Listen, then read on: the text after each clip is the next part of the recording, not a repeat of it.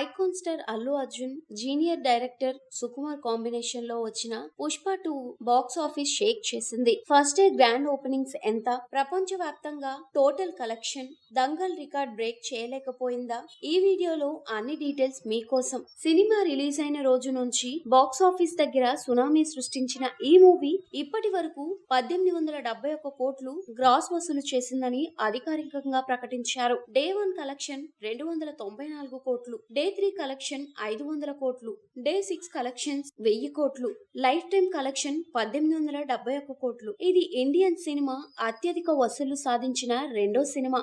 అయితే పుష్ప 2 మరో మైలురాయిని అందుకోవడం మిస్ చేసింది.